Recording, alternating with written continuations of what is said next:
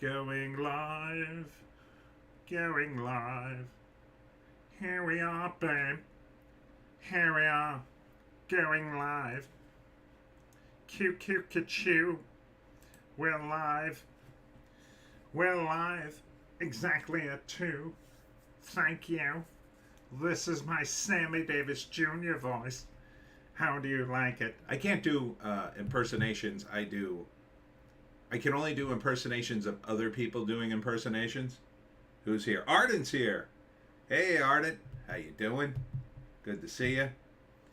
Noah has asked me to do a trailer reaction to a fan-made video he made himself. JEC is here. Hi. Can you turn it up? Why am I having so many problems with sound recently? Let me see. Let me see if I can. Hold on. I'm worried I'm gonna... My levels on this end seem good. So I don't know why... My levels seem good. Let me see. Is there something on here? No. Can't hear me? You sure your volume's up? My levels are good. I'm in the yellow, which is where I need to be. Try playing around with the microphone a little. My worry is I'm gonna blow out the mic again and get into the red. How's that? Is that better?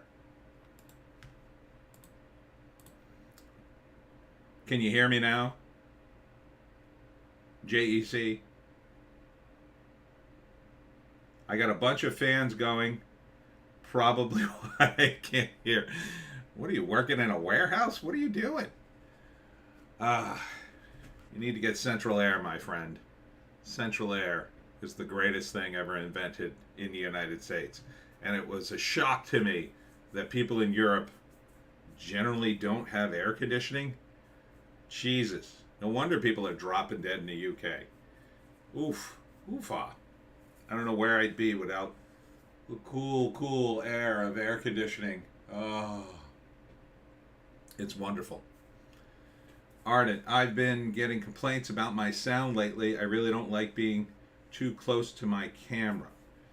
Yeah, I don't know why. Suddenly I started getting complaints about them. I don't know. I don't know what's going on. But I did turn things up. So if I suddenly start... England, it makes sense because it's only hot 2 weeks out of the year. That is true. That is true. But, I mean... I don't know. If I was living in England and I could afford to live anywhere... and I had money... I mean, how much is an air conditioner? It's like, to put in your window. Maybe not central air. Central air is great, though. Oh, my God. It's so great. So great. When I come back from a walk with the dog, let me tell you something. It is like just God, as Superman blowing his cool air breath on you. Ardent says, kind of unusual in Newfoundland. 2 AC is for warmer climes. Yeah. I don't know, for Newfoundlanders, for you Canucks, I'm like living in Florida, because I know I'm not far. I'm about an hour away from Wildwood, which I'll be at next week. And oh boy, the Canucks love Wildwood. That's like Florida for them. Arden says, I'd be willing to bet there is a lot of window and air conditioning units being sold in the UK right now. Yeah. Yeah. Run right out and get one so you don't die. It's pretty bad when you could brew your tea on the windowsill and boil it up there. Anywho, today's live stream is going to be about Hollywood trends and how we got woke. And I have a slightly different take. I mean, I'm pretty much in agreement with a lot of the YouTubers out there, but I have a slightly different sort of Hollywoke take on why we're in this trend. And I see it as a trend. Don't get me wrong, there are ideological people who do push this agenda, but there have been studio people in the past who have pushed trends, and they weren't ideologically driven.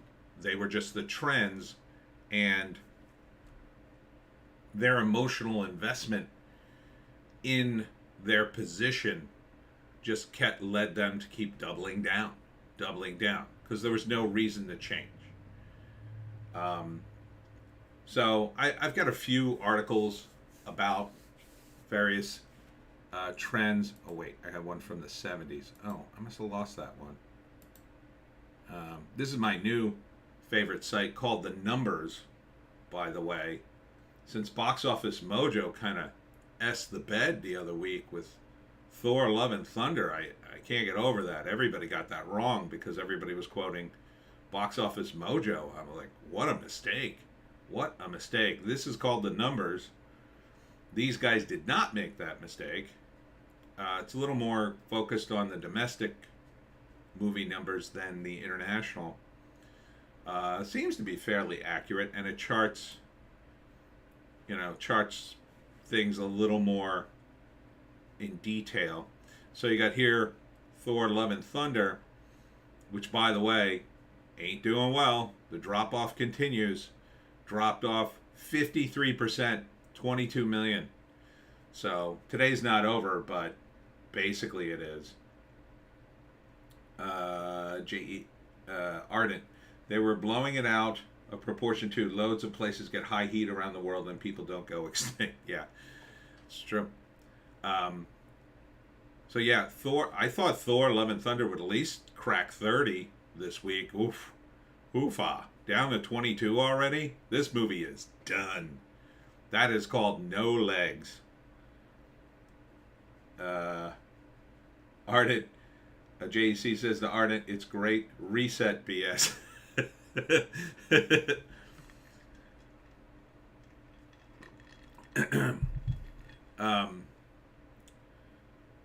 So wow, what a drop off for Thor: Love and Thunder. I forgot Nope was coming out. So yeah, that would draw away a lot of the people who would otherwise go see Thor: Love and Thunder. If Nope wasn't in the theater. There's a misprint here. Nope. What is that? Or is that new? Does that N stand for new? Or last week? Oh yeah, I guess that's the last week standing. So it's N new.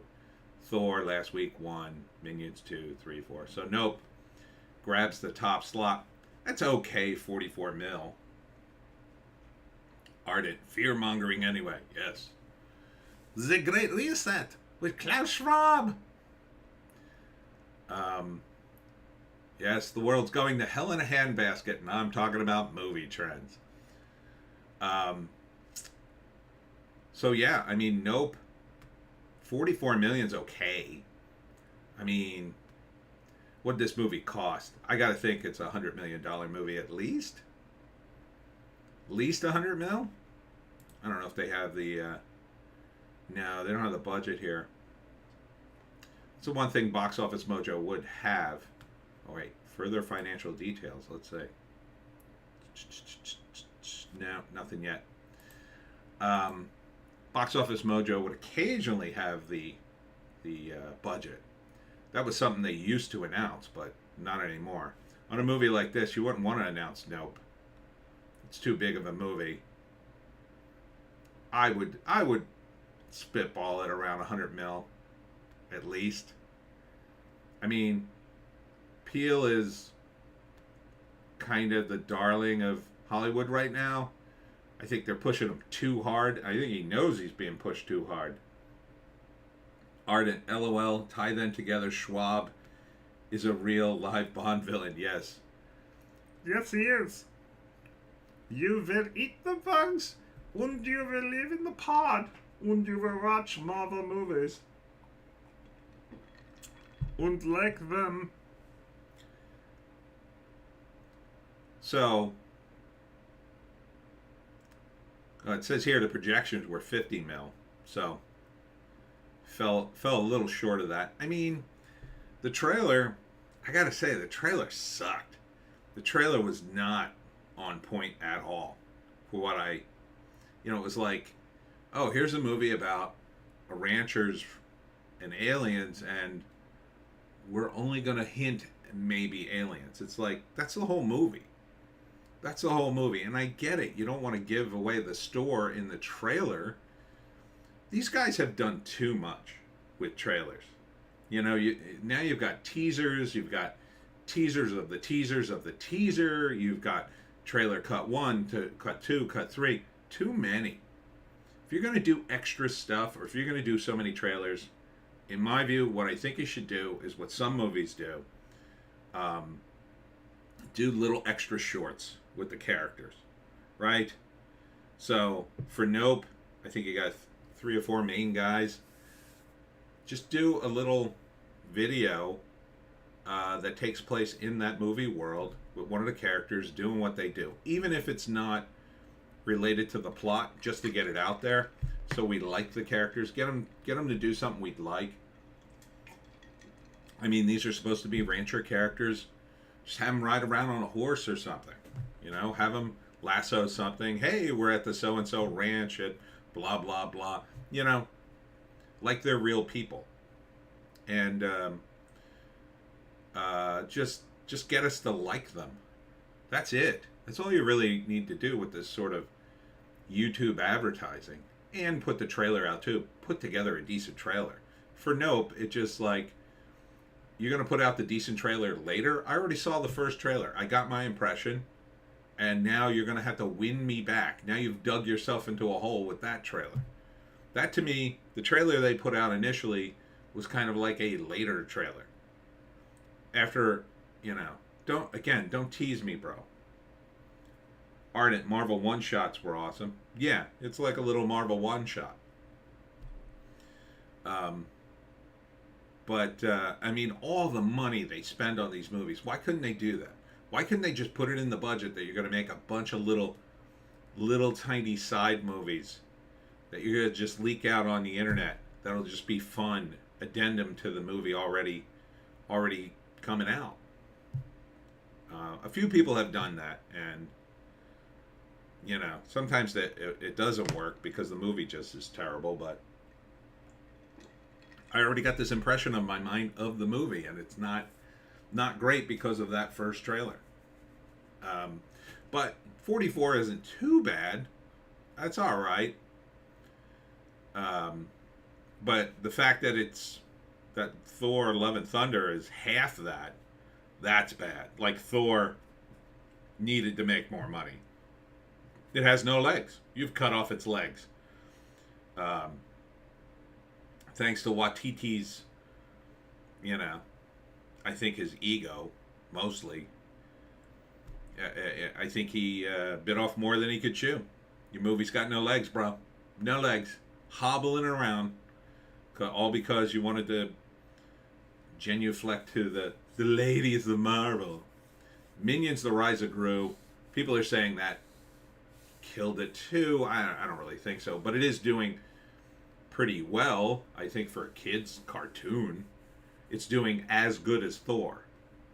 That should not be. Thor should be murdering minions. And instead, they're about tie. And Minions is actually doing slightly better. And it looks like it's in fewer theaters. So, where the Crawdads sing, you know, that's kind of a low-budgeting movie. You know, some people, I mean, it definitely has a fan base, so it definitely should be in there. And then Top Gun. Top Gun's the beast. You know, first it was Spider-Man, now it's Top Gun.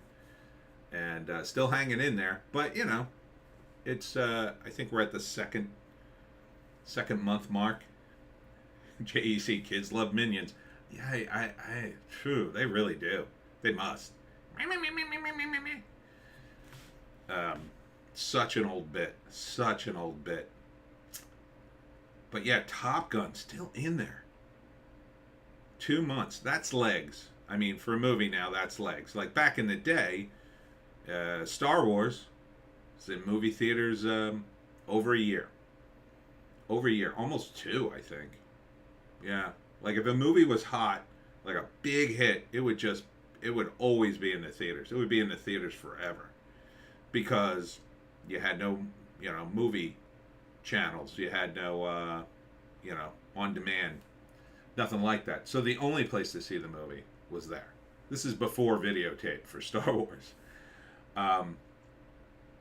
Then when HBO came around, we had HBO when I was a kid, and my brother would watch Star Wars every day coming home from school. He'd come home from school, instead of watching cartoons, he'd put on Star Wars again and watch it, even if he just got to watch like the final couple of scenes. He just loved the the TIE fighters at the end, and he would watch that over and over again. And so 2 months is a pretty good run these days that it stays in theaters. And Top Gun is a movie you really want to see in theaters, because I'll tell you, the sound was really good. And I don't say that often for a movie. The sound was awesome.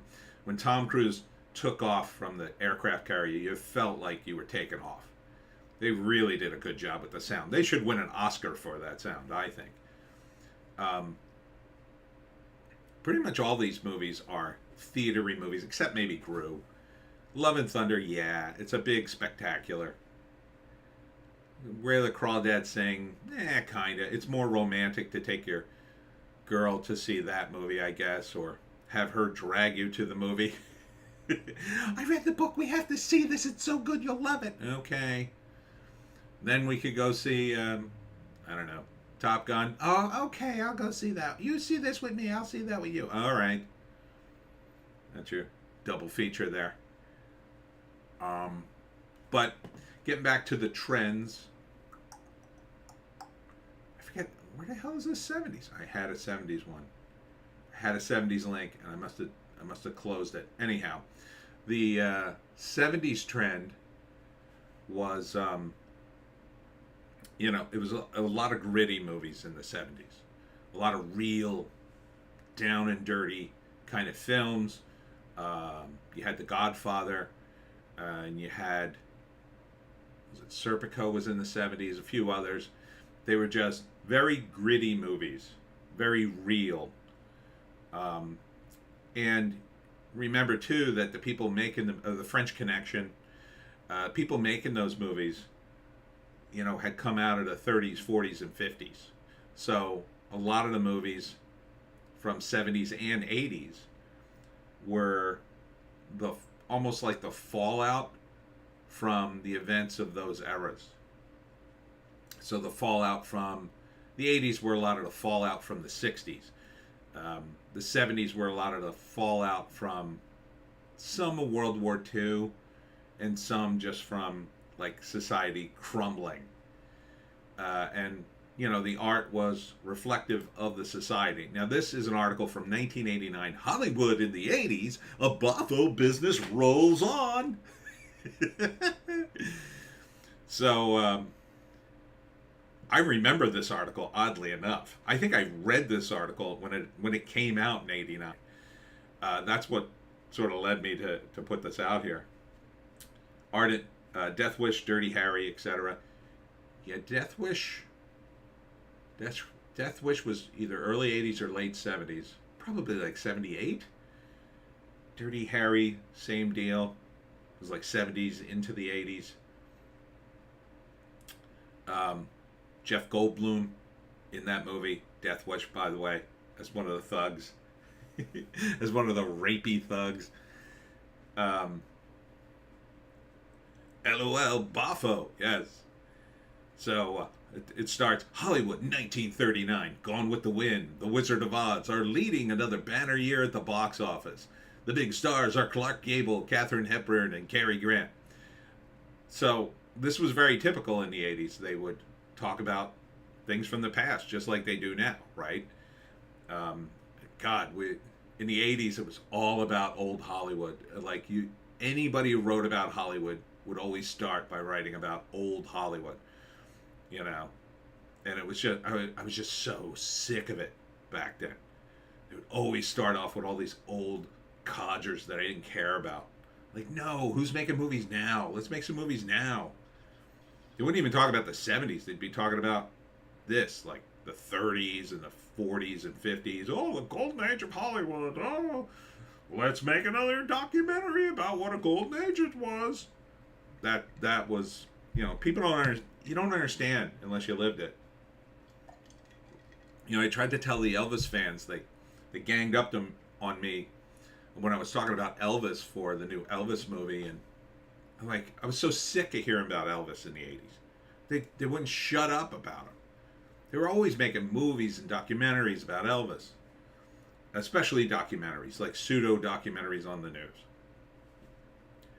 But anyhow, so like in the 80s, here it is, the Hollywood 1989, Rain Man and Working Girl are the big hits at the box office and continue the record pace established the year before. The major stars are Eddie Murphy, Tom Cruise, and Meryl Streep. Ain't that amazing? Tom Cruise, right? Tom Cruise. He's got the biggest movie right now, 1989. He was the top guy. Top guy. He's been a top guy for a long, long time. You got to hand it to him. Eddie Murphy, not really a top guy anymore. No. I mean, he's in there. Same thing with Meryl Streep. I mean, Meryl Streep was at the top of her game. Now, once in a while, she's in a movie. Eddie Murphy just announced a 3-picture deal, but what was the last movie he was in? The last good movie he was in? Bowfinger? He was in something not too long ago. Oh, God. Oh, he's in that Dolomite thing, right? I think that was the last thing he did. Which looked good. That looked good. But it ends with, let me get down to the end. This is so funny. As one executive put it, innovations like high-definition television and merely new distribution systems require a product. In this case, the intangible creative goods Hollywood has skillfully created for decades. 10 years from now, people will still want to sit in the dark and be entertained, said Sidney Gannis, Paramount's president of motion picture production. The studios have been the main source of entertainment in the world, and I still think they will be in 10 years. So this was 1989. They still were in 1999, I guess. So this was the Washington Post. It is funny to read old predictions.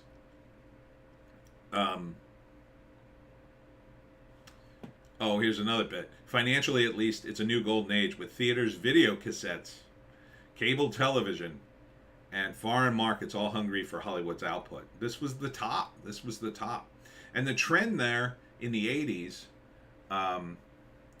especially toward the end of the 80s, more so the early 90s, because these aren't exact decade trends, is Die Hard. I was pitching in the late 80s via Variety ads and Hollywood Reporter ads and mailing stuff out and trying to get Hollywood executives to return an email, which was very, very new, and most of them didn't have it, and they were like, no, send me a letter. So, but their big thing back then was Die Hard in a blank, right? So I asked the guy, what do you guys want in terms of pitches for screenplays? And he was like, oh, we want Die Hard in something. Like right now I'm looking at a screenplay, it's Die Hard in a ski lodge. And he was totally serious. I think they made the movie. I'm sure they did. Die Hard in a ski lodge. So what would it be? It would basically be some rando goes to a ski lodge and it's taken over by terrorists and he saves everybody single-handedly, right? Like Bruce Willis does in Die Hard. And like Bruce Willis in Die Hard, he uses the various, office things in the office building to murder the terrorist along with the guns. You would do the same thing in a ski lodge, right? He would do ski things. So this was a huge trend in Hollywood then because Die Hard was such a monster of a movie. Everybody loved Die Hard. It was a big hit. Bruce Willis also was burning up the charts. I don't mention him in this article because he was relatively new at that time, right? Die Hard came out in 88, was probably still in Probably just left theaters, I guess. Die Hard in Beverly Hills crossover with Axel Foley. Yeah, I mean, if Eddie Murphy would do those movies, I don't think he would do them anymore. I have a Die Hard pitch that I would love to do. Oh man, I would love to do it. But this was like a big trend for a lot of years, and they would just keep doing it, even long after people were just sick of it. And today they still do it. It's not like a totally dead genre, but it's not the genre. It's not the trend anymore. So I just looked at Stowaway with Ruby Rose. That is clearly Die Hard on a yacht. It's 100% Die Hard on a yacht. She's trapped on the yacht with terrorists or thieves or whatever that are trying to kill her, and then she's going to kill them one by one using various things in the yacht. She's going to kill a guy with a fire extinguisher and a life preserver, and she's going to knock guys overboard and stab them in the face. And then in the end, she's going to win and jump out. I think she jumps out of the yacht at some point and it explodes. So it's still around. It's still a trend. But it's not the trend. But the trend, they will beat it to death. You know, they did Die Hard type movies for many, many years. And then for a while, they went completely out of vogue because people were sick of them. And then they come back a little bit, just like the Westerns did, right? The Westerns were like, you know, that was everything back in the 50s and 60s.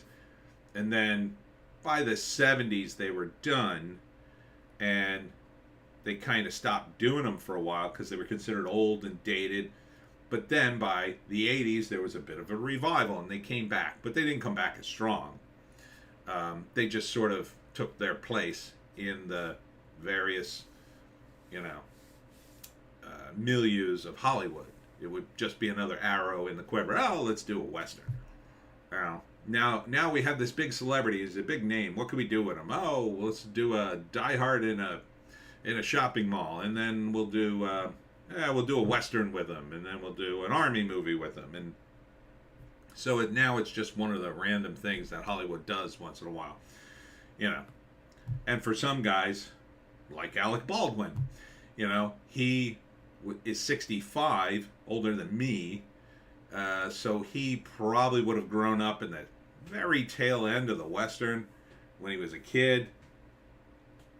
And then, you know, it's probably why he did Rust. Oh, I always wanted to do a Western. Like, he didn't do many Westerns in his career. Ardent. I'm shocked the R-rated superhero flick died so fast-ish. I don't think it's dead. I mean, I don't really think it was much of a fad. You know, we'll get to that. We'll get to the superhero fad. To me, it's very complicated. It's been complicated by the wokeness, which we're not up to yet. Although there's a little bit of wokeness here. LOL, Ernest goes to Die Hard. Yeah, they'd totally do Ernest in a Die Hard movie if they could have made it happen. That would have been two genres smashed together. Ernest was big. When was he big? I guess in the 80s. I guess he was around the 80s, and then he just died. It was a shame. He was originally in a series of commercials. That's how he became famous, and then they started making movies with him, and people loved it. He was like Adam Sandler before Adam Sandler movies. You know, just a big dopey character that would be in stuff. So then we move on to the 90s. Here are the top 10 movies from the 90s, according to IMDb. You got Pulp Fiction, which was really kind of a retro movie in its own way. Late 80s, yeah. So you got Pulp Fiction, Dazed and Confused, which was really about the 70s. The Big Lebowski, which, you know, the Coen brothers, they're kind of retro in a lot of ways. And again, that's kind of retro too. It's like he's kind of an old hippie. Terminator 2, of course. Great movie. I love that movie. God, that was so much fun. Which really is sort of, when you think about it, it's more of an 80s movie. It's just an 80s movie with like 90s stuff. Clueless, that's a 90s movie. Point Break, very 90s. Good Will Hunting. Scream, hate Scream. Big Lebowski was a throwback to old noir movie. Yeah, it's definitely structured that way. Although I would say too, it felt to me when I watched it, it was kind of also like a 70s detective show with an idiot for a detective. Starship Troopers and The Sixth Sense. I enjoyed The Sixth Sense. Some people tear it down, and then Fargo at 11. Some people tear down Sixth Sense. I liked it. I thought it was good. And it's another Bruce Willis movie. By this time, Bruce Willis was, he was top in the 90s. So these are the movies that did big. So the trends in the movies at that time, however, Mortal Kombat, says Arden, at that time was more erotic thriller. They had come back. Again, I was pitching in the 90s too, and they were asking for erotic thrillers, and then they jumped from erotic thrillers to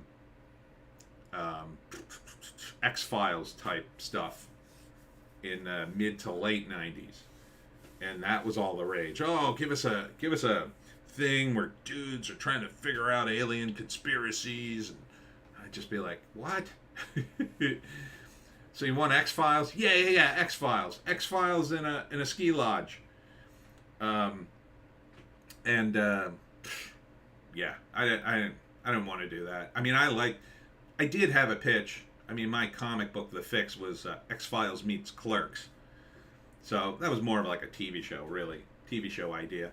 But I did that as a comic. But yeah, I mean, it was tough. I didn't want to write. I wanted to write my own thing. And so pitching for these guys were like, for me, it was impossible because you didn't know what they were looking for. And even when you kind of knew that, they were actually looking for the next thing.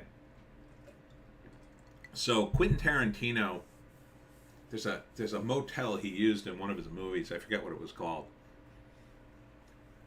But I'm not sure if it was him, but somebody rented out the motel, and this was before the movie came out. Some weird name motel in LA. Anyhow, somebody was looking for scripts and was staying at that motel, or was having the scripts mailed there. And I sent one of my scripts in. I don't know if it was him. I like to think it was him looking for scripts or whatever. I don't think he really looks for scripts though. Then later, when I got to know him more as a filmmaker, I was like, this guy doesn't ask for scripts. But might have been him, or it might have been one of his guys. Who knows? It was tough, you know. And back then, again, this is still, internet is in the 90s is there, but nobody's really using it, especially in Hollywood. They still had an old mindset of you had to give them a paper script, right? So you had to print out your script, Xerox it, punch 3 holes in it, and this, you had to absolutely do this, or they would not look. You had to go get what were called brass brads and put them through each hole. And then you'd put it through the hole, and then on the other end you'd pull the brad apart so we keep the pages together. And the reason you did that is so they could pull the brads out and replace pages in the scripts, you know, assuming they made your script. But that was the standard, and you would write the title across the side of it so they could put it up on a shelf and never look at it and know, oh, there's that guy's script that we never look at. And that's the way you had to send a script in. And even as the internet and email became a thing, people didn't want to look at scripts on the computer screen. Oh, it hurts my eyes. Send me a script. So fortunately I had an access to free Xeroxing. You know, in the 90s, Xeroxing was sort of like everywhere. And I could get the amount of free copies I wanted, so I didn't care about the copy, although it became a cost after a while. Ardent remembers those brads. And then it was the postage. It was the postage. But back then, the postage was relatively cheap. Now it's ridiculous. If I had to, oh my God, if I had to send out scripts now, it would kill me financially. And then a trick was you could overnight a script to a producer, and because he had to sign for it, sometimes he'd sign for it, not his assistant. And he'd open it and think, oh, this must be important, and then he'd read your script. So that was a little trick. I got that worked a couple of times for me, but it didn't lead to any sales. But I got my script read a little faster because the guy would get right back to me and go, oh, I read your script. It was pretty good. We're not going to use it. So, but again, the trend was erotic thrillers and X-Files stuff in the 90s. And again, they beat these trends to death. They beat them to death. I mean, and they're still sort of in the mix, not really. They weren't as big. The 90s trends, I don't think, were as big.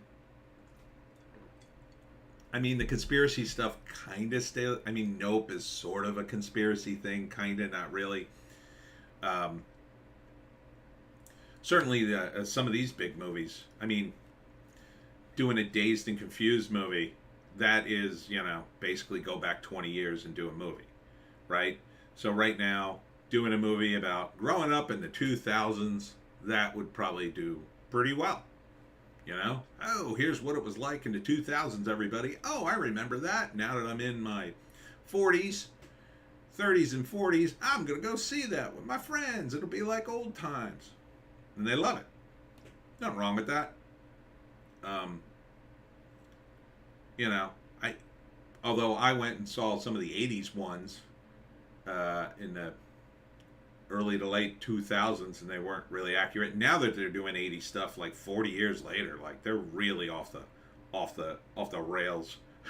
They treat the 80s like either it was some ancient time or like when the guys from Stranger Things show up on Halloween with Ghostbuster outfits that look amazing.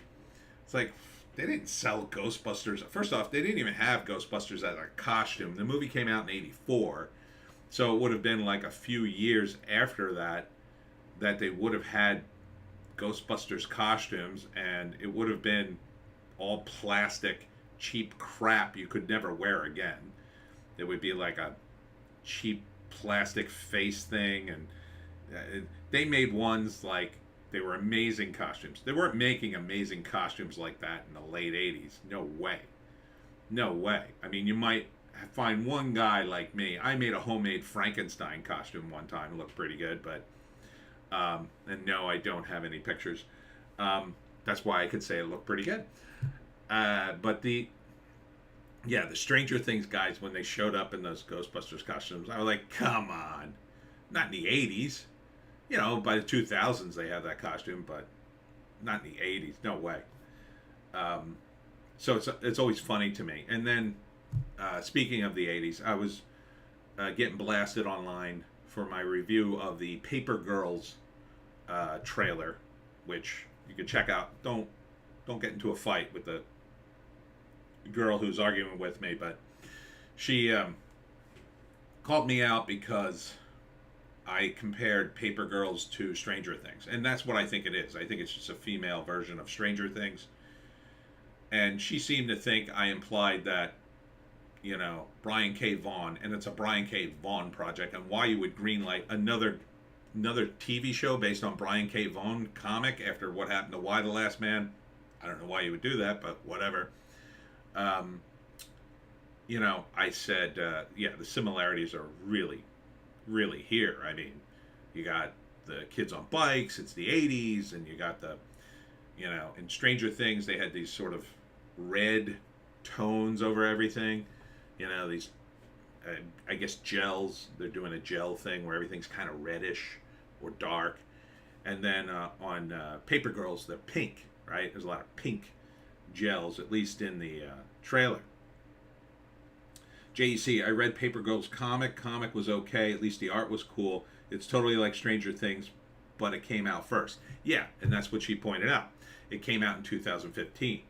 But my understanding is it started to come out in 2015, but it didn't finish publishing in 2019. And the thing is, Brian Kay, by that time, he'd been in Hollywood a while. And so he was working on Lost and a few other things. And so Stranger Things came out in 2016. These guys are all painfully aware of all the trends. And by that time, I would say the 80s trend still is floating around Hollywood for some reason, mostly because of the music, I think. And so it's possible that, conscious or unconscious, and I'm not accusing anybody of anything, that the Stranger Things guy was influenced by Brian, or Brian was influenced by them, or they were both influenced by, oh yeah, it's an 80s thing, let's do that. That's always popular. It started off being like Stranger Things. Yeah, it sounds like it. Sounds like it. So whether or not it's a ripoff, or one's a ripoff of the other, I don't care. But it looks the same. It looks similar. And certainly the trailer does. So I'm like, why would I want to see this? And look, I was a paper boy in the 80s. There were no girls doing that in the 80s. When I was doing it, none. Zero. But sure, I'm sure there was a town in the middle of nowhere that had a bunch of girls doing a paper route in the 80s. Okay. JEC, I think they're both inspired by old Spielberg movies. Yeah. And the whole 80s thing. Spielberg, 80s, you got the bikes, you got the 80s music, you know. And it's kind of like, you know, it's like comics. It's a shadow of a shadow of a shadow. Like Kirby, Jack Kirby was the man, and then everybody who comes after him, 9 times out of 10, they're just copying what he did, or copying what the guy copied off of Kirby. You know, it's a shadow of a shadow of a shadow of a shadow. It's nostalgic. Some of it's even good, but it's not great. It'll never be great because it's just derivative of something else. And, you know, when you work on stuff, you realize that. You know, everybody writes stuff like that. And I'm not knocking it. It can be good, but to really do something original and good, you got to dig deeper than that. And that's a trend now. And the part of what drives the trend is a hit, right? And Spielberg was big. That was, you know, E.T., huge. And these guys are influenced by that, and they bring it back, and it's a hit.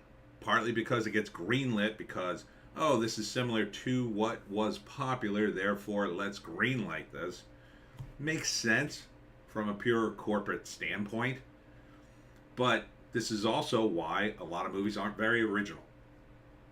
Because they want something. When you're in corporate, you want another can of peas that will sell. And if somebody offers you a can of beets, that's not peas. That's not peas at all. Well, what if I do bees and peats? Oh, well, people do like peas. So maybe we'll try a new version of peas with beets in it. And that's kind of what Stranger Things is to me. It's not bad. I mean, I like the first season. But Paper Girls, nah, I'm not going to watch that.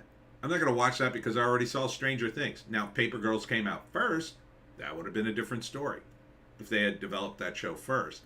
But it's also Brian K. Vaughan, and, you know, we're in the... It's probably going to be woke and preachy. No thank you. No thank you, Hollywood. But moving on to the 2000s, then you get the era of Avatar, Lord of the Rings, Return of the King, Pirates of the Caribbean, Dead Man's Chest. These are all high-grossing movies of the time. The Dark Knight, Harry Potter and the Philosopher's Stone, Pirates of the Caribbean at World's End, Harry Potter and the Order of the Phoenix, Harry Potter and the Half-Blood Prince, Lord of the Rings, The Two Towers, Shrek 2, Harry Potter and the Goblet of Fire, Spider-Man 3. Still did well. I think it's a little underrated. Could have been great.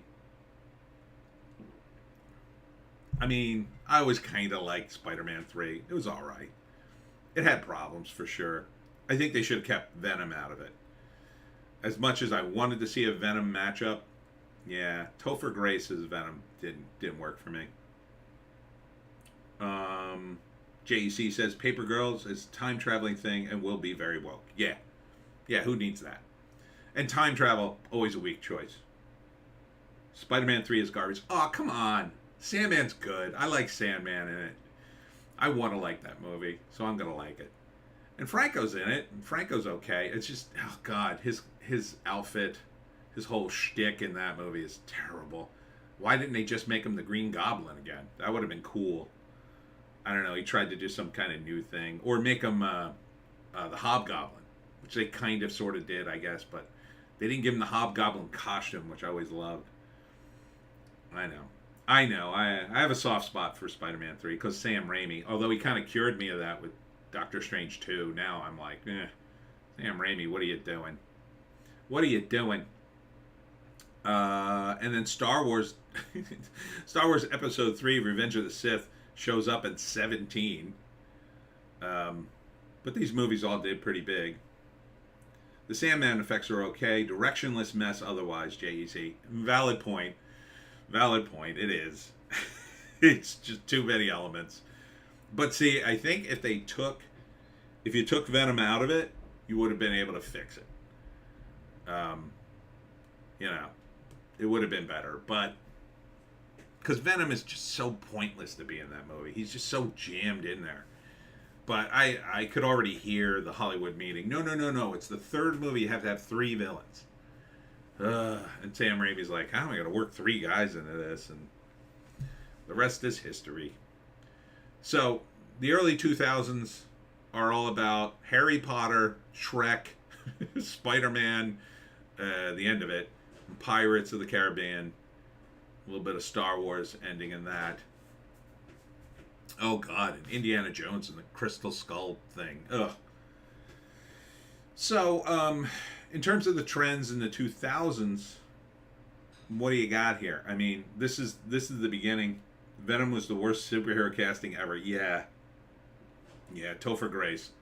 Definitely not Eddie Brock. Tom Hardy is pretty good as Eddie Brock, but it's a different Eddie Brock. It's not really the comic book, but at least he's built a little more solidly than Topher Grace was. What a terrible... Yeah, you're right on that. The casting on that.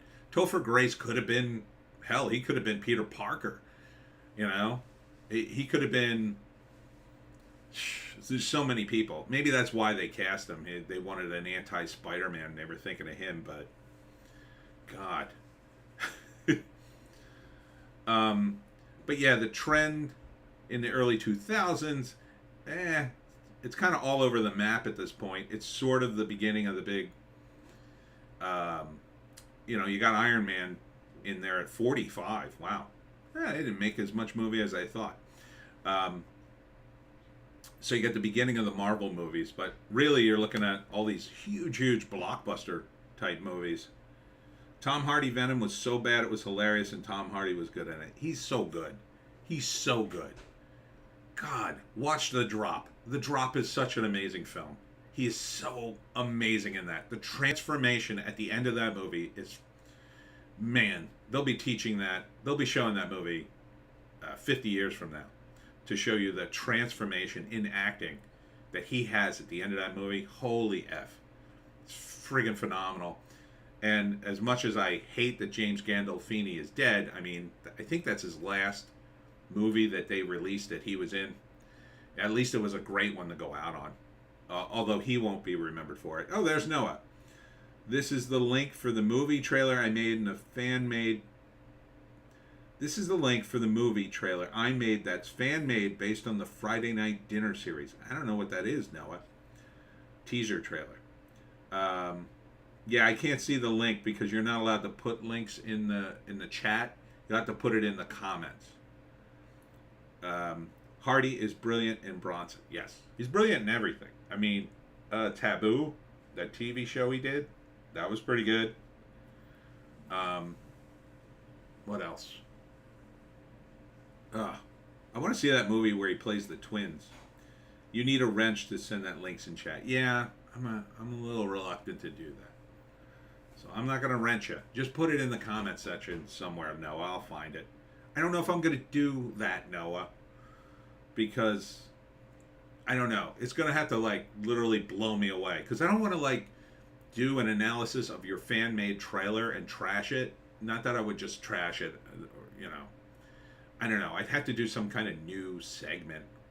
I don't know if I want to open the doors to that. Analyzing things. Don't worry about what a wrench is. Just find it. Put it in the comments. Don't put it in the chat. Put it in the comments, and I'll find it. Anyhow, 2000s. You got all these big movies. The War of the Worlds. Up until Legend is Tom Hardy movie where he plays twins. It's not his best. Really? I'm surprised. I do want to kind of see it though, because he is such a good actor. What was I just about to say? Oh yeah, War of the Worlds, number 42 that year. Oddly enough, the highest grossing Tom Cruise film before Top Gun Maverick, which is just crazy to me. It is insane to me that the Mission Impossible movies didn't make more than War of the Worlds, which I think is a terrible, terrible movie. Noah asked me, what's my favorite movie ever? Oof, that's hard to say. I really like The Third Man by Orson Welles. That really blew me away. The ending of that movie, because when it was made, and I was just like, oh my God, this movie's phenomenal. The ending of that movie is phenomenal. The Drop, of course, is really good. I really enjoy Godfather 2. I think is the superior of the Godfather movies. I really love Marathon Man with Dustin Hoffman. Marathon Man's such a good movie. William Goldman does the screenplay, and Laurence Olivier's in it. Oh, so many great scenes in that movie. Third Man is fantastic, JEC. Noah, imagine James Corden as Superman or Batman. No. What are you trying to do? You ask me my favorite movie ever, and then you say something like that. Did you mean to say anybody else other than James Corden? Or are you just being goofing around now? How dare you mention James Corden's name in my chat? James Corden. I can't stand that guy. I love the Blues Brothers. I love Animal House. I guess Animal House is my favorite movie. That's probably the movie, like, if you put it on, I can't stop watching it. I love that movie. Every scene of it is just so friggin' hilarious. And I've seen it so many times. And I rarely see movies twice. Clockwork Orange is my favorite movie. It's awesome. Clockwork Orange is awesome. I saw it for the first time, I think in college, on a movie night in the theater, so that was fun. James Corden is a knob, says Ardent. Yes, he is. So Clockwork Orange, that's a great film. A lot of the Stanley Kubrick stuff is great, except that one with Tom Cruise and Nicole Kidman. What's it called? Eyes Wide Shut. God, that movie. Oh, so boring. So disappointed in that movie. Arden says his favorite movie is Lady Hawk. That's not a bad entry. I love Lady Hawk. It's Rutger Hauer's greatest movie, I think. Probably. Well, Blade Runner, I guess. Yeah. Although he really... I mean, Blade Runner's awesome, don't get me wrong, but Rutger Hauer really sort of carries Lady Hawk, you know? He carries that whole movie. And Matthew Broderick to some degree, but mostly him. Noah. He is all right. Not the worst person ever. James Corden? I don't know. If I had to... my friend had the barge theory. Like, the barge theory was all the people you'd put on a barge and then take it out into the ocean and sink it. James Corden would probably be on the list of possibilities if I did the barge theory. JEC, Eyes Wide Shut. He died before you could finish editing it, though. That's true. But, man, it is not good, in my view. I mean, and that's the only movie where I see Tom Cruise and Nicole Kidman, who were married at the time, playing husband and wife, and I didn't believe them as husband and wife. I mean, I don't know what he was going for then. But yeah. So those would be, I mean, Predator 2, which I always love. I love Predator 2. I just love the ending to Predator 2. You know what I love? And I don't know if you disagree with me. I love The Lost Boys. I love The Lost Boys. The Lost Boy movie is great. I love the ending to it. The ending's awesome. And it's just a fun movie. That's a 90s movie. There's a 90s movie for you. The Lost Boys. You know, such a great film. Such a great film. Just like hits the ground running. Oh, speaking of which, another definite favorite film of mine is North by Northwest. It's such a great film. If you haven't seen North by Northwest, you should see it. Probably the greatest Hitchcock movie.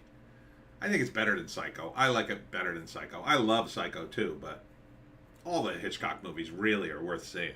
I mean, Rope is kind of annoying, but most of them are just fantastic. So, anyhow, getting back to the trend. So, the trend in the 2000s starts to be a mixture of like big budget movies again, and based on books, and you know, I think what changed things. Lord of the Rings really sort of starts what eventually becomes Game of Thrones and the fantasy aspect, and Harry Potter too, because Harry Potter is fantasy too.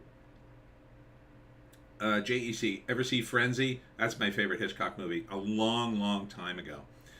JEC, I like Rope. I like Rope too, but it's annoying. It's annoying every time he has to zoom in into the lamp because he's got to end the scene and, you know, upload the next roll of film. I mean, it's definitely an interesting experiment. I like all Hitchcock. I mean, I can't think of a bad Hitchcock film really. He was just so great in everything he did. Ardent, Predator 2 and The Lost Boys were great fun. The Casavelli, Count of Monte Cristo, Sutherland Sheen, Platt, Three Musketeers. I never saw that. I mean, I don't know. I don't think I could buy Charlie Sheen in that role.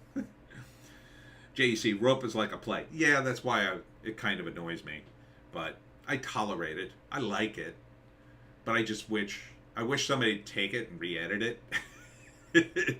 So it would flow more like a film. But of course you probably couldn't. I don't know. Maybe in the future somebody will use computers to do that. You know, it's kind of like I like Rope the way I sort of liked. Although I like it better than this. I watched that Orson Welles movie. They recovered all the footage and tried to put it together. It's a terrible movie. I don't think Rope is terrible, but you know, I kind of like the Orson Welles. It's not even a movie, really. It's the attempt to try to fix or put together what Orson Welles was trying to do with his last movie that he never finished. It's you know, it's only for filmophiles, really. Ardent, yeah, Sheen would be hard to buy as Aramis the Priestley. Yeah, I mean, you know, Other Side of the Wind. Yeah, I think that's what it was called. Something like that. It's interesting. If you're a film buff, it's very interesting to watch. But, you know, it's got all those ideas. It's got interesting ideas. The opening of it is really cool. Really like the opening of it, but it kind of falls apart. He never finished it. But anyhow, moving on to the 2010s, which you'll know all these movies. The King's Speech is pretty good. I saw that. Bridesmaids, which for some reason, like, it was okay. It wasn't the greatest movie. Touch of Evil. Oh, yes. Great Wells film. Yeah, I forgot about that. So good. With, what's his name? as the Latino guy. Oh, God. I can't think of his name. You know who I'm talking about. you're going to correct me in a second. So yeah, Bridesmaids comes out in 2011. Ardent, Things to Do in Denver When You're Dead was peak 90s. Yeah, I never saw it. It sounds very peak 90s. And that movie with it takes place in Seattle. It has all the music in it with Bridget Fonda and Matt Dillon. Charlton Heston, yes, thank you, JC. So then Bridesmaids, which some reason it like this movie, look, it made Melissa McCarthy, and it wasn't a bad movie, but it wasn't the most hilarious movie I ever saw. It was okay. The Untouchables I didn't see. It was a French movie, no wonder. The Invisible War, which was a documentary. Avengers comes out in 2012, and then it's all about Avengers. Zero Dark 30, The Master. The Master's great. That's a great movie. You should see that. Spring Breakers, which I still haven't seen, and I did want to see it. I didn't want to see Zero Dark 30 because I don't want to support that movie. Moonlight, La La Land, theater major movie, La La Land, and Get Out, which I didn't think it was that earth-shattering. It was okay. You know, it was pretty good. I think it's really overrated, but did well. Wolf Warrior 2, I don't remember that at all. That's in China. And Black Panther, they put on the list for some reason because, yeah, it did really, really well. It did well, but this is like peak Marvel, you know? The sequel is not going to do as nearly as well. And then Roma, which I never saw.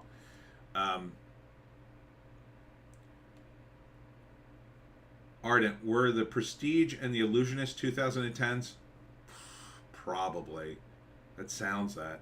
JC, Spring Breakers is like a weird, tacky art movie. Same guy who wrote Kids. Yeah, that's kind of why I wanted to see it. And plus, there are a lot of hot girls in it. And I tend to gravitate towards movies like that. But really, I mean, they've got this list of movies, but by the 2010s, I mean, Marvel steps in and starts to kind of take over things. You know, it's like it becomes sort of the black hole that movies get sort of sucked down into because there's so much money in them. People realize, oh my God, Avengers, they're doing so much money. So yeah, by the end of the decade, Black Panther's doing 2018 is doing $1 billion, but by that time they're all doing like $1 billion, aren't they? So, I mean, the movies were so big at that point, the Marvel stuff. But then where does the woke stuff come in? Now they're always sort of woke. JC, you can see the new Captain America movie is called Captain America: New World Order and stars Falcon and Captain America. Yeah, I know. Oh, and I got the things are getting late, so I'm going to skip over a couple of articles. But here's the Marvel Phase 5. If you guys haven't heard it, like, listen to this. Okay, so the end of Phase 4 is officially She-Hulk and the Black Panther movie, which, watch my trailer reaction to that. And they come out. August is She-Hulk. Looks awful now. Could have been great. And Black Panther looks boring to me. Just looks boring. Looks totally whamming movie. Again, could have been great. Could have been great. You could have just had Letitia Wright step into the role, do the same damn movie with a new cool villain. Not interested in any of these movies, says JC. Yeah, neither am I, but one of them I'm sort of interested in, but I think it's going to be terrible. So here's Phase 5. February's Ant-Man and the Wasp: Quantumania. And I like Ant-Man, but I'm going to wait for the trailer. I might go see this if the trailer looks good, but I have a feeling they're going to F this up. 2023 spring is Secret Invasion, a series. That just, I don't even know why they're doing this. Like, at this point, I think the Marvel stuff's falling apart. This is way too esoteric, but okay. Bring back Michael B. Jordan, have him take over as Black Panther. I don't think they could do that, dude. I know, he's a great actor. He should have had the role. That's the thing. Michael B. Jordan should have been the Black Panther. Oh, that movie would have done $2 billion. He's a really good actor. Yeah. It's a shame. And it's a shame about Boseman. Boseman's okay. He's all right. Then you got... I'm blowing up. Then you got Guardians of the Galaxy 3, which I kind of want to like, but I don't know. 2 was pretty bad. Ardent, they could have brought back Claw, Andy Serkis, as a Letitia Wright's villain. Yeah, I don't think they're bringing him back. He wasn't in the trailer. He should be. He should be in it. I mean, Andy Serkis is now a thing. So, yeah, why not bring back Andy and let him chew up some more scenery? He was really overdoing it in the first one, though, I thought. Then you got Loki Season 2. Why they're doing a Season 2 is 100% Tom Hiddleston. I mean, I like him too in a role, but Jesus, ladies, calm your teas. He's a good actor too. He deserves better than Loki. He deserves better than be trapped in Loki Season 2. Guardians of the Galaxy 2 was funny, had no plot. Yeah, I mean, the opening's cool. I think it goes off the rails, and as much as I love Kurt Russell, it was a terrible character. It just, yeah, for a comic it works, kind of, that character, but I don't think for a movie it didn't really work for me. Ardent, 6 more episodes of Loki getting kicked in the nuts. Exactly. That's what Season 2 is probably going to be. Probably even be worse than that. They'll probably be transitioning over to Loki, female Loki, I guess. July 28th, The Marvels. And as from Heels versus Babyface, he can't wait for this movie because he knows it's going to be a dumpster fire. And it probably will be. Rumor is they're doing reshoots now to make it funnier. This movie ain't going to be funny. This movie will be a lot of things. Funny ain't going to be one of them. Yeah, this is by the time we get to this movie next year, people will be so sick of Marvels. I think they shouldn't even put it out at this point. I think they ought to save themselves the money and not even release it. This could be the biggest flop of Marvel's history. I mean, the buzz on this is just awful. And you're coming off of, you think Kamala Khan's going to save this movie? They're marginalizing Brie Larson to hype up Kamala Khan and whoever else they're going to jam into this thing. Ugh. Then fall of 2023, Ironheart series. Another Marvel product that's based after a comic that didn't sell jack. Then you got November Blade without Wesley Snipes. No thank you. And PG rating? No. That ain't going to do well. I don't think that's going to do well at all. Then you got a lot of weird stuff coming out. You got Winter 2023, Agatha, Coven of Chaos. I don't know who asked for this. You talk about a character no one knows. Agatha Harkness? I mean, you're really scraping the bottom of the trademark barrel there. Then in spring of 2024, Daredevil Born Again. And what's not on this list, which is in Phase 5, is Echo, which shows up, I think, like spring of 2023. And Daredevil and the Kingpin are supposed to be in it. PG Blade? Yeah, exactly. The FUQ, says Ardent. Yeah, and I don't think... I think the only reason people are going to watch the Echo series, which is basically like Hawkeye, female Hawkeye,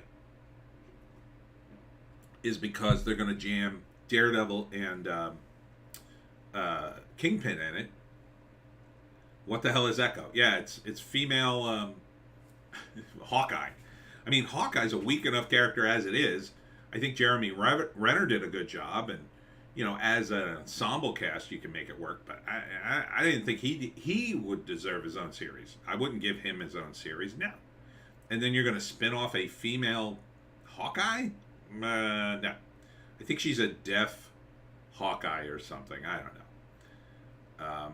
Some Matt Fraction comic that sounds very hipstery. They turned into a series. They introduced her, Kate Bishop Hawkeye. Yeah, I think so. Yeah. I think that's what it is. Echo is Femme Ronin, a Hawkeye alternate outfit. Yeah.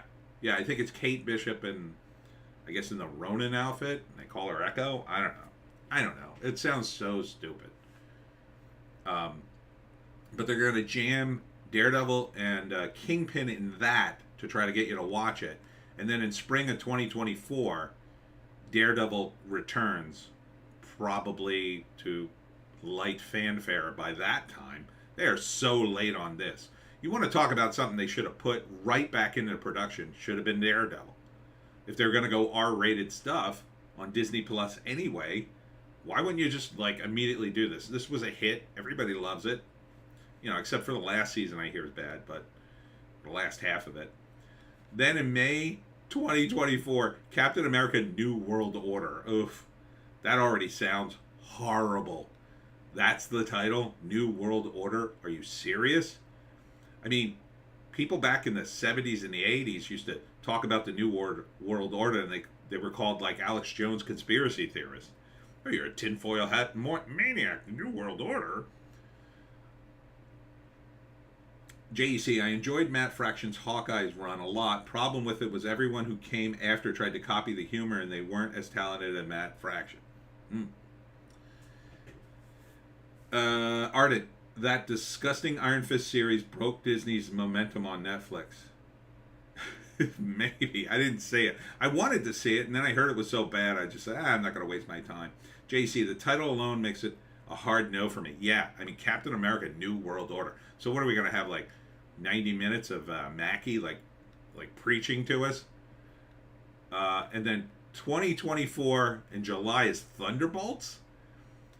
Again, another series, like, who the hell's going to get this at this point? I don't even think you could do Thunderbolts. I don't really think you can. Half the characters that was Busiek, right? Copied were like old school.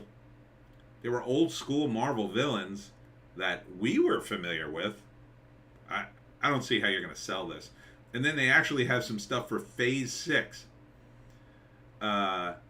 So Phase 6 starts at the end of 2024, launching the Fantastic Four. I don't know how many times they're going to do this. Ardent Thunderbolts, LOL. Yeah, exactly. So they're going to relaunch the Fantastic Four. Fourth time's the charm. I mean, it is the Fantastic Four, right? It's the fourth time, right? So you got the low budget one, Jessica Alba, then the Nick Cannon one. Which came first? I don't know. This is the fourth one, right? The fourth Fantastic Four. I mean, if you don't count the cartoon. So, I don't know. What's DC going to hit back with? Captain Carrot and the Zoo Crew? I would love a Captain Carrot movie. That sounds fun. Oh, no, wait. I'm thinking of, what's the other carrot thing? Flaming Carrot. I'm thinking of Flaming Carrot. Yeah, DC doesn't have that. Captain Carrot and the Zoo. I don't know. DC does have plenty of characters, but DC's universe is, I mean, it didn't even get up to plane. At least Marvel has something to destroy. Then May of 2025, the Kang Dynasty, Avengers Kang Dynasty. And then November, Avengers Secret Wars. They're actually going to do Secret Wars. JEC Ambush Bug. Ooh, that would be fun. That would be fun if they could make it work. Ardent, low budget, ×2 Alba, Fantastic Four stick. Fant 4 stick. LOL, Ambush Bug would rock. It really would if they did it right. That's a big if. I mean, who could you get to play Ambush Bug who would be funny? I mean, the funniest guy right now would be Dave Chappelle. I don't think he'd be right for that. Weird Al, maybe. I could see Weird Al. He's not really an actor, but be fun to see Ambush Bug. That would be a fun movie. Okay, I'm going to go with it. Weird Al Yankovic as Ambush Bug. And he sings a bunch of songs. And it's a musical. I think that could work. Remember the logo? Fan4. Oh, okay. Fan4tastic. Oh, okay. I wasn't sure what you were doing. JC, Ambush Bug, be CGI, get whoever you want to voice it. I say Weird Al. I say it has to be a funny guy who's got that sort of weird, absurdist bent. Ardent. Oh, good God, yes. Yes. Yes. Weird Al. So yeah, I mean that's where we are. We're headed to Marvel Phase 5. Okay, so the whole thing on this, and we're already at 3:15, so I got to get to my damn point. Is how the woke stuff entered in. So the woke stuff enters in as a trend. It's sort of been brewing, since the 70s in terms of the progressivism. But a lot of this stuff was always brewing, a lot of these trends brew and brew for a long time. I mean, erotic thrillers, when they were a thing, they had been a thing before, but they weren't a trend. Same thing for the X-Files conspiracy stuff. I mean, The French Connection was kind of a conspiracy sort of thing. There were other movies like that were conspiracy related. Certainly Die Hard was not a super new thing. How do I start a petition for Weird Al ambush plug? I guess you go to what is it? There's like that petition.org or whatever it is. Yeah, I'll totally sign on that. Mention me. Mention it was my idea, Ardent. Hollywood's got to give me some credit. So the woke trend starts, I think, like in a hard way, in a more conscious way, sometime around the election of Trump. Like, I think it's brewing. I think these people, the zealots who are behind the wokeness, I'll say, the same sort of people who are on the Zoom call about Disney's gay agenda, I think they were already in, Arden says, deal. I think they were already in the mix, right? They were akin to when George H.W. Bush was in Washington. The neocons were in Washington, and George H.W. referred to them as the crazies in the basement. So they were in power, but they didn't have any power. And so George H.W. is there. He's like, yeah, we don't listen to these guys. They're there, but who cares? But then when George W. Bush gets in, he decides, oh, I'm going to bring the crazies up from the basements and listen to everything they say, which is kind of what he did. And he brings them to power, partly, I think, because he wants to show, oh, Dad, look at what I did. So I think it's a very similar thing. So when TDS starts hitting people hard with the rise of Trump, and like 2015-ish, it's when all these woke idiots start saying, see what's happening? See? Fascism. Unless we make everybody woke, and then we can fix everything. And so they're worried about, racism and gender. They're utterly obsessed with it. And now they have something in the real world to make all these studio heads go, maybe they are right. Yeah, maybe things are getting a little too out of control. But they don't understand what they're toying with. These people are power-hungry, mad people, in my view.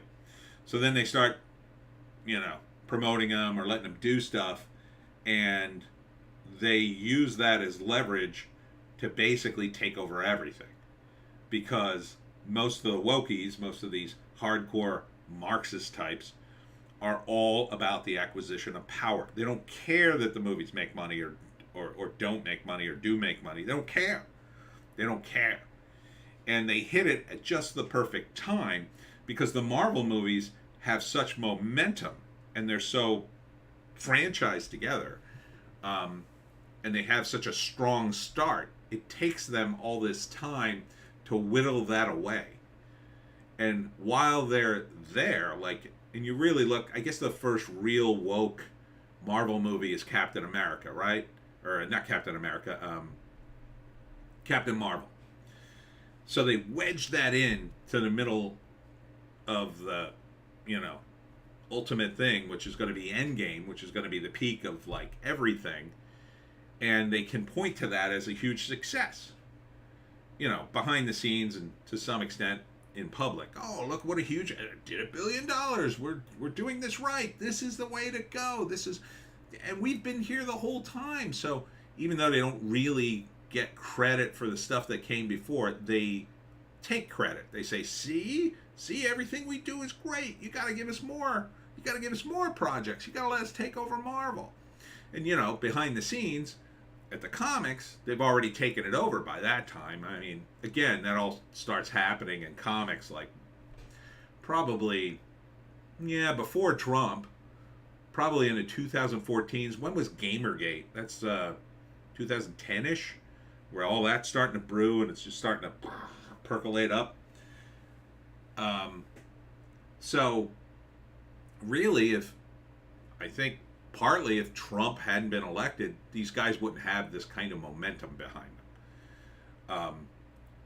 But it becomes a hit in that they can point to things and make it a hit. At the same time, they're trying to get all their woke idiot Marxist friends in various positions in Hollywood, including the entertainment industry and the media, where they just push this stuff day and night because they were already captured before this. But there's no stopping the end of the trend. This is the bright point. The trend is dying. I mean, you can see it dying, right? This stuff, people are sick of it. And when it dies hard. And it just becomes radioactive the longer you push it. Now, with Die Hard in a Ski Lodge in the 80s, it died, but it didn't die hard. Pardon the pun. It simply died off. We're sick of these movies. We'll stop them for a while. But they weren't bad movies. They were like, oh, we can go back to that now. It's been a while. Yeah, I'd like to see a Die Hard movie. People want to see more. This will die hard, the Marvel stuff. But then people will say, oh, I wouldn't mind, 10 years from now, they'll say, oh, I wouldn't mind seeing a Marvel thing now. It's been a while. Unless Disney won't stop. And most of these people will not stop. They are stuck. What are they going to jump to? What are they going to do now? Do their Marxist BS in a regular movie about, war, or jump to dramas or whatever? There's nothing to jump to. The only reason this worked is because Marvel was doing so well for so long. They glommed onto it. The idiots at the studio let them take it, and now they're destroying it. And now they can't get rid of them. Because every time you try to get rid of one of these woke morons, they go, oh, you're a transphobe. Oh, wait a minute. I'll just go to HR and be re-educated. Maybe I'm dealing with this the wrong way. Now, if Doomcock is to be believed with it, and he's been right on many occasions, Bob Chapek is playing a 4D chess game to remove these people from Disney at some point. But he doesn't really care that the Marvel Universe will be sacrificed in that process, which it probably will be. If you look at this slate. Ardent, gotta go. Great stream. See you next week. Same Joan time, same Joan channel. Ooh, good tagline. I might have to use that. Thank you, Ardent, for tuning in. I'm just about to wrap up. So I think these guys are done, but they're not gonna go quietly. And if Chapek does do the 4D chess move, yeah, he's going to fire them, but he's still going to have to, field a bunch of lawsuits on the way out. A few of them will destroy themselves before then. A few of them already have. But to really turn the slate around is going to take... And they'll still keep these movies in. They're not going to cancel many of them. They might be able to cancel ones that are 3 or 4 years down the road, maybe. But once you kind of put something in the slate, you'll go, well, we'll keep it, but what's the new trend? I don't know, whatever the next trend is going to be. I can't predict it. Let's say it's, revenge movies, right? You still got all these stupid superhero movies. Well, let's take a late entry, like the Fantastic Four. You take the Fantastic Four story and you go, no, make it a revenge thing so we could sort of wedge it in there. And you know what? Play down all the superhero costumes and whatnot, and let's cut it out of the Marvel Universe altogether and pretend like it never, they'll do that. They don't care. It's about making money. If that's the trend, that's the trend. they'll cancel a couple of these. They can't if they can't make that work. Like Avengers and Avengers Secret War. They might cancel those if the trend turns hard enough away and they lose enough money. And it is about money. I know, ESG and all that crap, but these guys, at the end of the day, it's about money. And eventually, even though they've had a whole bunch of money, at some point, someone will say, we're losing money. Someone will say that. Arden, if they made a Fantastic Four as a revenge movie, from Dr. Doom's point of view, it would be a great story if you could get a good writer to really understand Doom's character. Maybe. I think, though, by the time we get to Phase 6, people will be done with superheroes for a while. I think they'll cancel. They could cancel some of these. You know, this is 2024, 2025. Trump's going to be running for office. Yeah, I don't know.